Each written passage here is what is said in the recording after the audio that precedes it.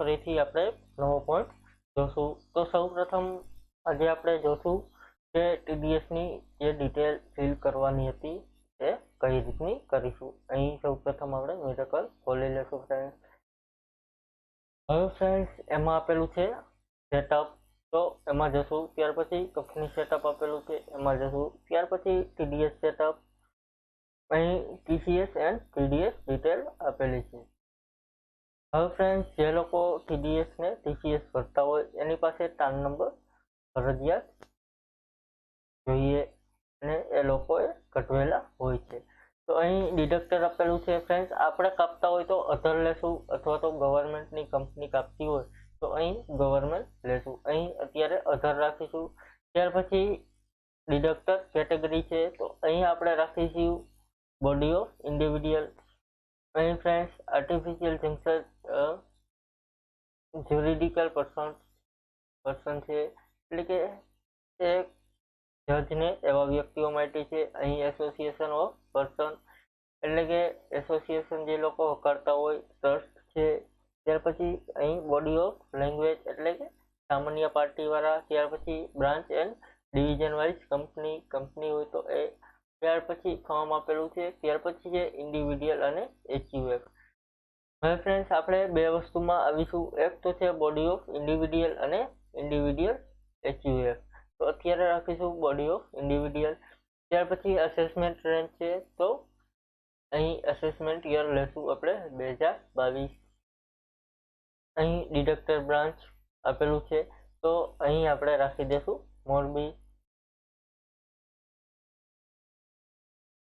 ત્યાર પછી ટીડીએસની ડિટેલ નાખવાની થશે. અહીં છે ફ્રેન્ડ્સ સીઆઈટી ટીડીએસ ડિટેલ. હવે ફ્રેન્ડ્સ તમે ઇન્કમટેક્સનું રિટર્ન ભરતા હોય અથવા તો તમારી પાસે પાન કાર્ડ હોય તો એ તમારું પાન કાર્ડ કયા આઈટી વોર્ડમાંથી નીકળેલું છે એની તમને ખબર હોવી જોઈએ. ન હોય તો તમે ઓનલાઈન સર્ચ કરી શકો કે તમારો વિસ્તાર કયો છે અને તમારે આઈટી વોર્ડ કયો લાગે છે. તો અહીં અત્યારે આઈટી વોર્ડ હું મારો લખી નાખું છું, આઈટી વોર્ડ 1 મોરબી. અહીં ફ્રેન્ડ્સ મોરબી જિલ્લાવાળાને મોરબીનો લાગશે અને તમારે સર્ચ કરવું હોય તો અહીં તમે જોઈ શકો. ક્રોમમાં જશું.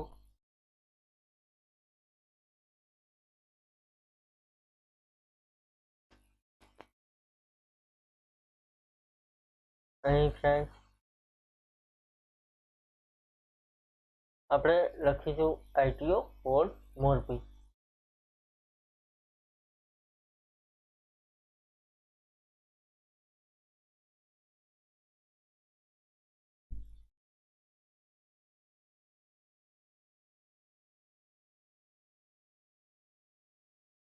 અહીં જોશો ફ્રેન્ડ્સ તો મોરબીની આઈટીઓ વોર્ડની ડિટેલ આવશે. ITO ward 1 Morbi. ત્યાર પછી તમે તમારું સર્ચ કરશો તો એમાં ડિટેલ આવશે.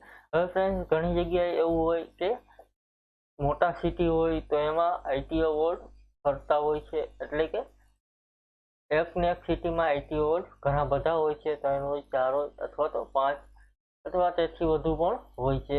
દાખલા તરીકે રાજકોટ છે તો રાજકોટમાં 1 થી કરીને 5 સુધી લગભગ આઈટીઓ વોર્ડ આવતા હોય છે. તો અહીં આપણે આઈટી વોર્ડ 1 મોરબી રાખીશું. અહીં પાછા લખી નાખીશું ગુજરાત. ત્યાર પછી નેમ આપેલું છે તો અહીં તમારી જે પાર્ટી છે બોડી ઓફ ઇન્ડિવિડ્યુઅલ્સ એનું નામ રાખીશું. અહીં અત્યારે આપણે ડેમો પાર્ટી છે તો અહીં રાખી દઈશું ડેમો પાર્ટી. ત્યાર પછી એડ્રેસ આપેલું છે તો એડ્રેસ નાખી દઈશું.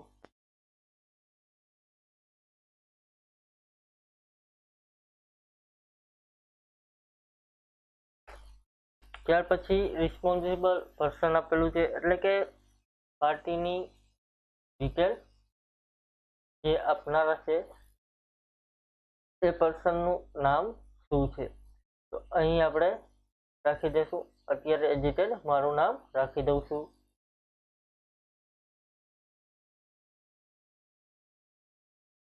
ત્યાર પછી ડેઝિગ્નેશન આપેલું છે ફ્રેન્ડ્સ, તો અહીં આપણે રાખી દઈશું ડાયરેક્ટર.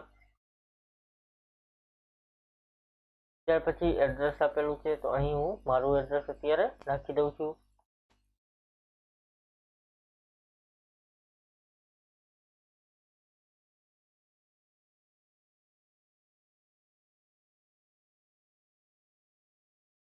સિટી આપેલું છે, તો એમાં અત્યારે મોરબી લઈ લઉં છું. ત્યાર પછી સ્ટેટ આપેલું છે, તો અહીં રાખીશું આપણે ગુજરાત.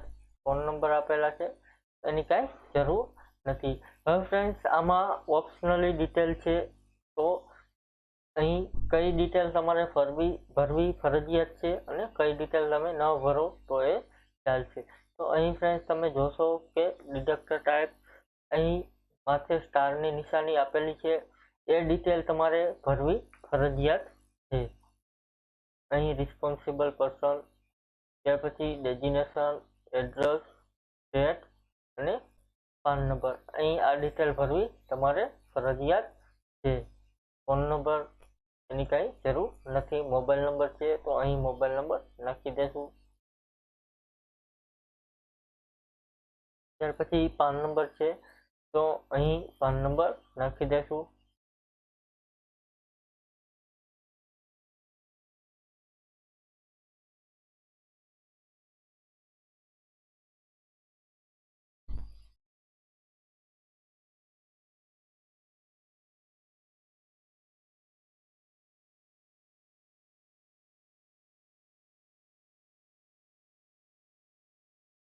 ત્યાર પછી ઈમેલ એડ્રેસ ફરજિયાત છે.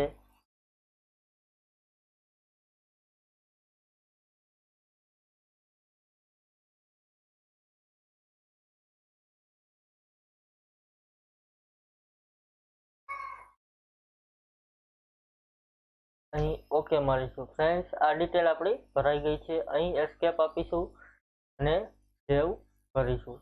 Thank you friends. આજનો આપણો પણ પૂરો. કાલે ટીડીએસનો ચાર્ટ જોશું કે તેમાં કેટલા % ટીડીએસ લાગે, એ હું તમને સમજાવીશ. Thank you.